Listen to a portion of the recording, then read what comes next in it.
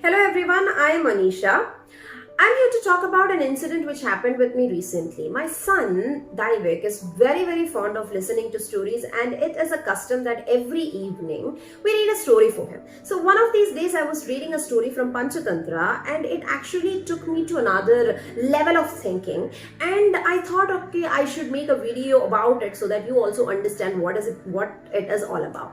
And the story is about a mother and a mongoose, and I'm sure like at least some of you must have heard about this story during your childhood days. So the story goes like this Brahmin lady gave birth to a son, and the same day a mongoose also gave birth to a kid and it died. This mother took the baby mongoose to her home, and she was taking care of this mongoose as if her own son, as if her own kid. One day this mother went to the well to fetch water, and the father went to market.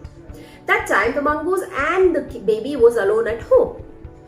This mongoose suddenly noticed one snake was approaching the baby. It sensed the danger and it went and killed that snake then and there. And just to show his bravery, he was standing outside the door.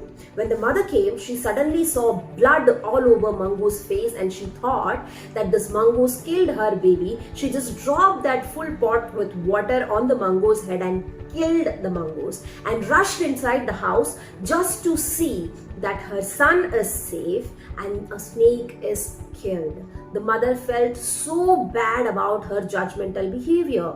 And what is the moral of the story? It says, do not judge a book by its cover. Now let's understand what it is. Judging a book by its cover, it is a metaphorical English idiom which mentions that you should not comment on anything, or you should not be judgmental or anyone or anything just by the external appearance. Even if it is a thing or even if it is a person. The person can be really powerful in his or her circle. Just by looking at the way he or she has dressed, or just by looking at the way he or she is walking, you cannot comment on anybody. Let me tell you another incident, a real life incident. Once a lady, a very simple looking lady who was wearing a very simple churidar, was traveling from London Heathrow Airport to Bangalore. She was waiting there for the flight announcement, and she was just looking around and saw that so many people are there who are waiting for the same flight. When the flight arrived and when it was called for boarding, she stood and she went and stood at the business class line. So when she was standing there were two other ladies who were just in front of her, who were wearing nice silk dress. One of the lady had diamond necklace, a diamond bangle, and she was carrying a Gucci bag and all. So these two ladies looked at the simply looking one and said that economy class line is the other one. So can you show us your boarding pass? So this simply looking lady first thought of showing it, then suddenly took aback by thinking that they are not airline crew. So why should I show them? Then she asked, why do you think I should not stand in this line? These two hi-fi ladies, they said that this is business class line and business class comes with privileges. So the simple lady asked, what are the privileges that you're talking about? You can carry extra baggage. You will get extra leg room. You will get an amazing recliner seat which can be turned into a bed. You will get amazing food to eat. So those privileges are there in the business class. So you should be ideally traveling in the economy class. So the simple looking lady was devastated. She was asking, okay, why do you think that I should not be in this line?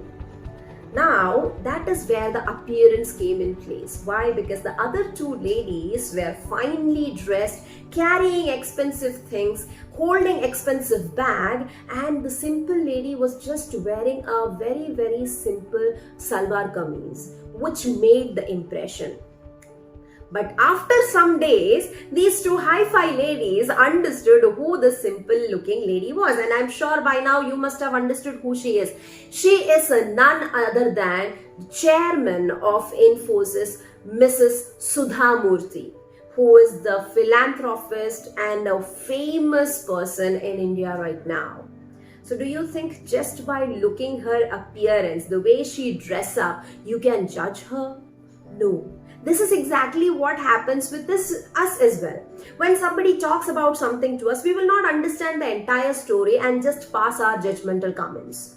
When somebody talks to us about their problem, we will only look at from our point of view. Okay, if I am the person, this is what I'm going to do, and you will give your judgmental comments. Do you think that is something which we should do? Think about it.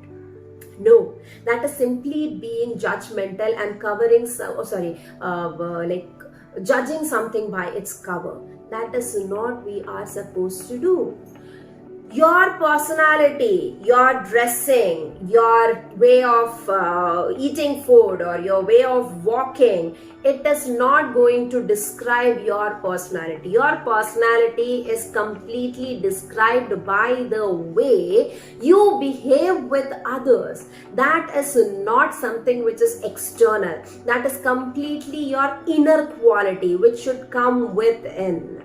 You cannot just pass comments on somebody just by looking the way they are dressed up.